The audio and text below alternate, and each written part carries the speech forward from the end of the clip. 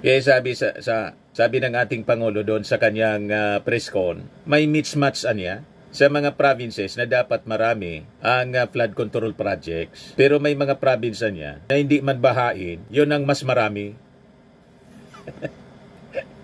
You see? So, napakarami mga kababayan ang iikuti ng ating Pangulong Bongbong. Effective po yung kanyang pagbubulgar sa SUNA at saka doon sa press con ng pangalanan niya yung 15 top contractors sa flood control projects. At ngayon po, na-encourage yung mga tao na magsumbong kung ano yung kalagayan ng mga flood control para mapuntahan at mapaimbestigahan kasi sayang po ng bilyon-bilyon na ina-allocate ng gobyerno na pupunta lang po sa bulsa ng mga politiko at mga contractors po.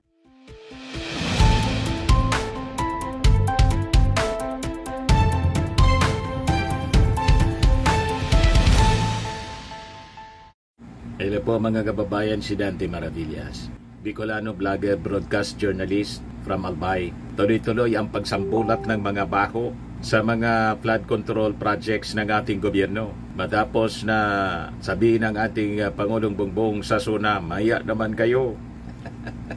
At nilons ng ating Pangulo ang isumbong sa Pangulo.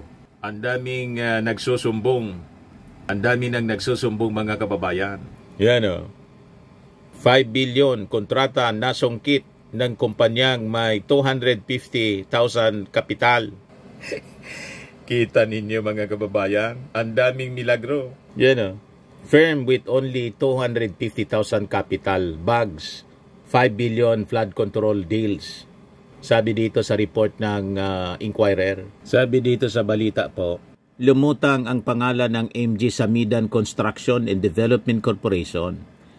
Isang kumpanyang may paid up capital lamang na 250,000 pesos.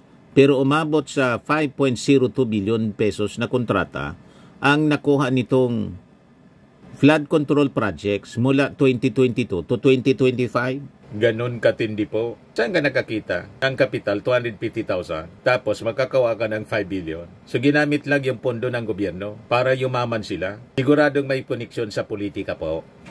O saan ito nangyari mga kababayan?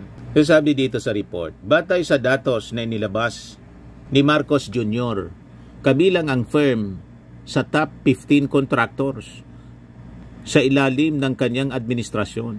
Sa kabuuan, 58 na mga kontrata, 35 nito ay nasa Abra, 11 ang sa La Union, 6 sa Mountain Province, 4 sa Benguet, at 2 sa Pangasinan. Pinuna ng Pangulo na may mga proyekto sa lugar na hindi naman itinuturing na flood prone. Halimbawa, ang 144.75 million na flood control project sa Abra River Basin ay itinayo sa lugar na halos wala o mababa ang risk ng pagbaha ayon sa UP NUA.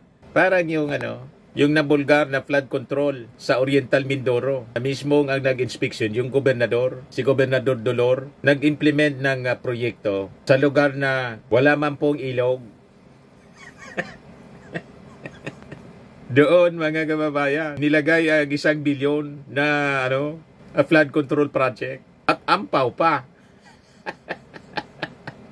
Yan At ito, imagine nyo, walang tubig na dumadaan dito. Walang tubig daw na dumadaan. Ito'y kalsada. Kalsada. Kalsada, and yet, sira. Wala pang dumadaang tubig. Kalsada siya. Nilagyan ng flood control. Bakal. Paano titino? Kita niya. At ito'y walang ilog. Walang ilog pa yan. Bakit mo kung dito sumasampa ang tubig? Walang ilog. Giba. Isang layer lang. Baka yung ilog nasa kabila. Hindi ba po? Dito wala man ilog. Dito linagay yung flood control. 1 bilyon. Mga kababayan. Ano i-explain mo dito? Quality sira.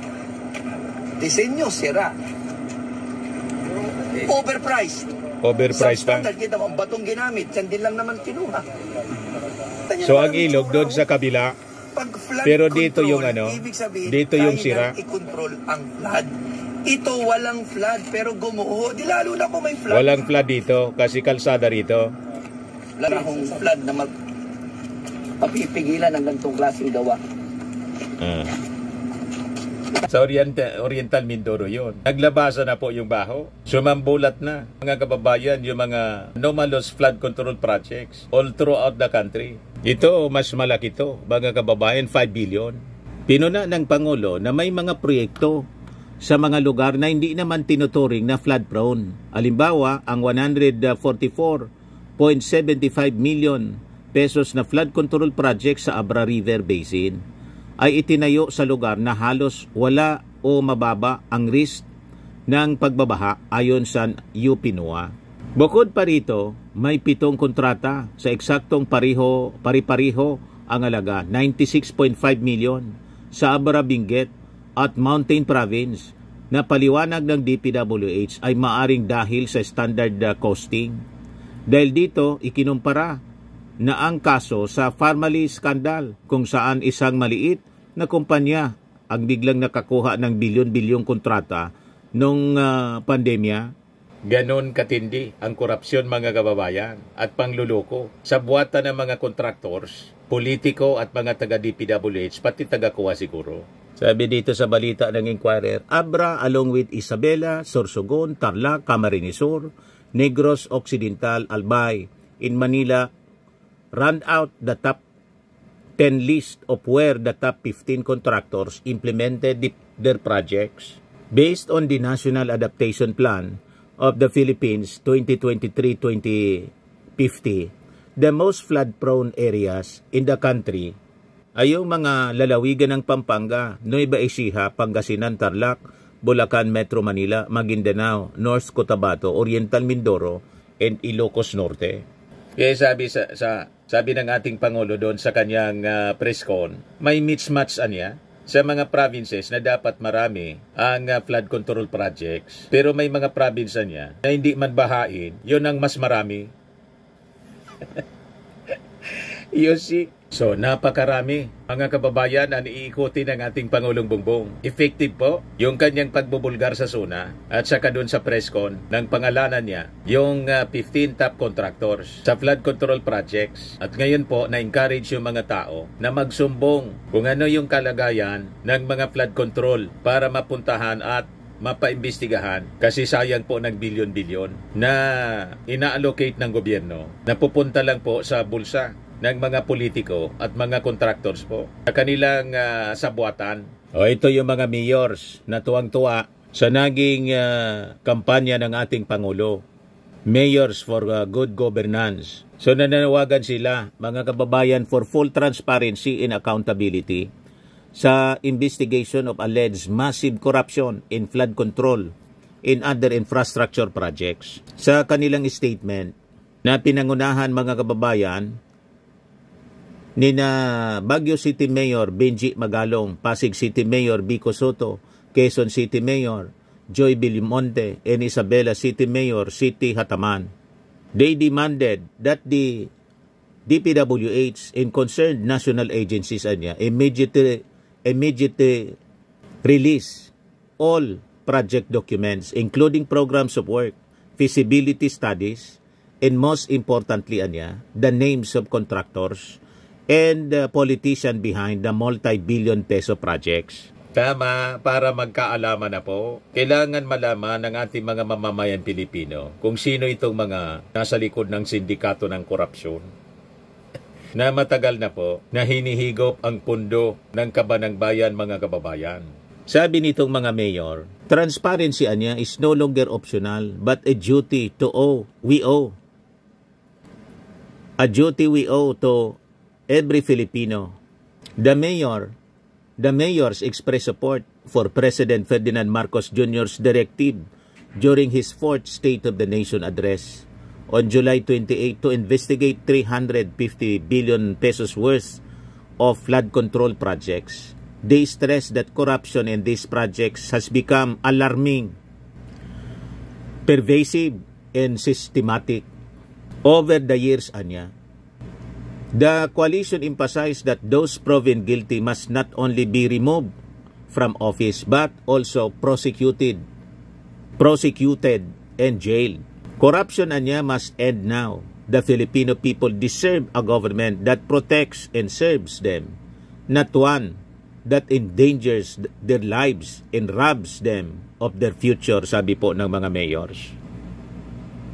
Sabi ng aming kababayan na si Joe Briones, kaibigan natin ito, war on corrupt politicians is a dreadful and corrosive advocacy. Man against man. It's like fighting against an organized crime that is hard to eliminate. Succession is the name of the game. Sagot ni Gina Rodriguez, still, there must be headways from the people. We cannot be passive and just wait for floodwaters to recede. It's time there are monsoon rains. No to resilience porn. Sabi ni Joe Briones, yes, I did not say we don't have to move to fight against corruption. But this will be a long, long fight. God was not able to defeat yet the devil up to now. God could not kill because it is wrong. To jail a corrupt official needs proofs and hard to accumulate or gather proofs. So I think mga kababayan, sunod-sunod na to ang pagsambulat ng mga anomalous flood control projects all throughout the country. Kaabang-abang po. Aabangan natin.